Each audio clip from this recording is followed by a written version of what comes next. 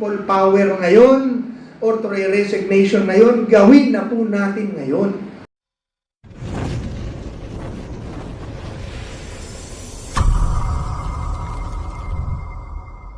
Principle of checks and balance between the legislative and the executive. If you agree on this, had PACC existed, may saysay pa kaya ang PACC? Yes, systemic na po dahil nakita natin when the President Marcos came in, pumasok na si Speaker Martin, parang dalawa na naging presidente.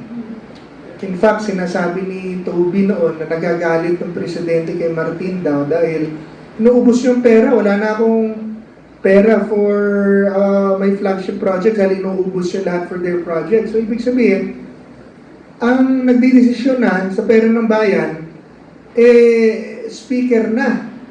Samantalang, hindi naman ho yun ang role ng speaker. So, and yet, yun ang nasusunod. So, it is institutional dahil parang naging personal sa kanila yung trabaho nila imbis na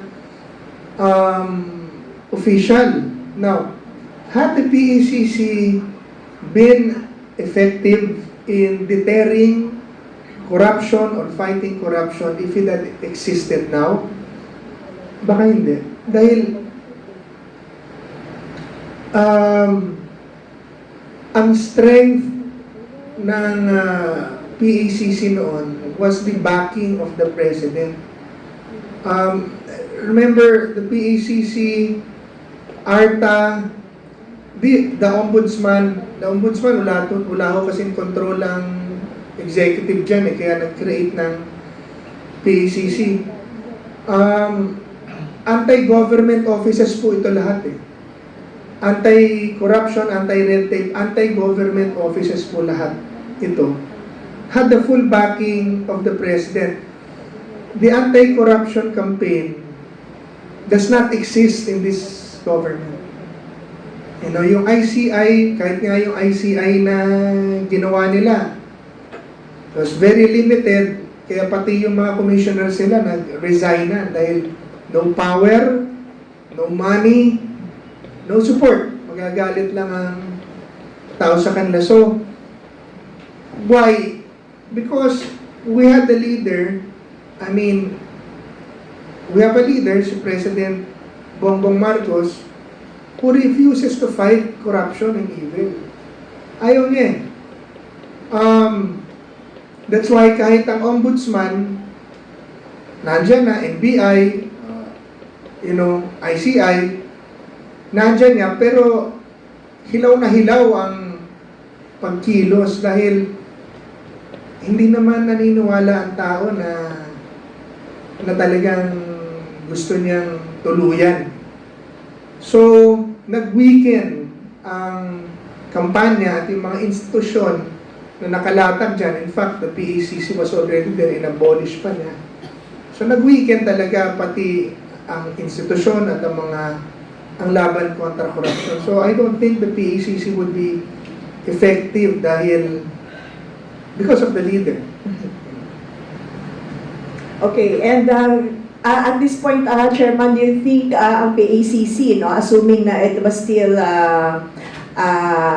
in force, should it be institutionalized or should it remain as under an executive order? No, I think we had proposals to institutionalize PACC. Noong magsimula pa lang po tayo at event with Commissioner Ted Contacto. Kami, si Commissioner Ted was sinundan ni Commissioner Yvette. Nung magsimula pa lang po kami, nagpo-propose na kami ng batas para to institutionalize PACC. Pero hindi rin ho itinuloy ngayon. In fact, inabolish. Kaya nga, dahil there was no really plan to fight corruption. Ang plano ngayon, payamanin yung mga cronies. Ang cronies po are both political cronies and business cronies. Kaya po yung malalaking proyekto ng gobyerno ngayon napunta po sa mga tycoons na supporters po nila. Kaya walang bagong negosyo, walang bagong trabaho, walang bagong pera pumasok sa Pilipinas dahil sa sistemang yan. Yan po ang kailangan nating alisin ulit. I guess pag nanalo si VP Sara, tanggal lahat yan. Diba? Pero ang point, kaya ang PDP, ang PDDS, ang aming core talaga, federalism.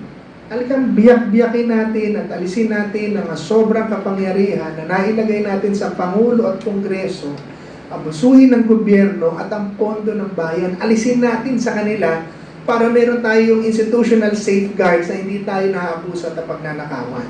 Ngayon, kung ito po ay mangyayari through a constitutional convention ngayon or through a people power ngayon or through a resignation ngayon, gawin na po natin ngayon. Maging federal.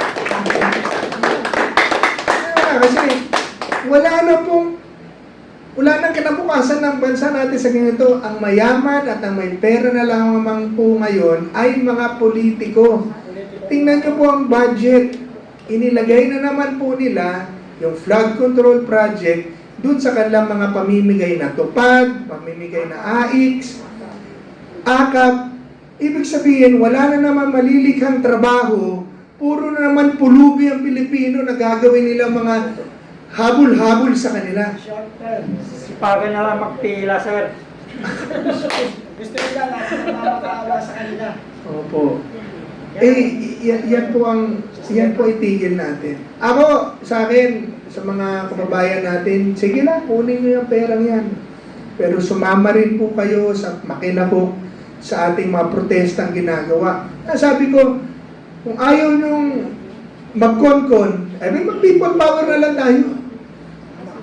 Tama? Para wakasan na natin talaga itong sistema at gobyernong to ng ganitong klaseng pamamalakad. At palitan na talaga natin lahat. Lahat ng mga korap, lahat na nakaupo, palitan na natin lahat yan. At ang sistema ng gobyerno, palitan na natin lahat yan. Mula sa barangay. Ay, lahat na. Mula sa taas hanggang sa baba. At let's set up a new system of government, install new people na magbibigay sa atin ng bagong kinabukasan. Very nice. And finally, Chairman, last na lang po ito. Which PACC accomplishment best represent the Duterte anti-corruption thrust? Ako, madami po yun. Dahil mga karelate dyan, yung Kongreso, siguro na yun, very nakikita nyo. Yung mga pinagsisira po namin at pinagpapalo namin mga sports cars sa customs. Naalala nyo po yun, oo. Yung mga pinaguhuli po namin na BIR, ano tawag nito? Mga BIR officials because of, oo. Yung mga nagre-resignan po ng mga opisyal dahil sa takot. Ayan po, malalaking mga bagay yan ang nangyari that really pictured the anti-corruption fight of the president of the Duterte administration.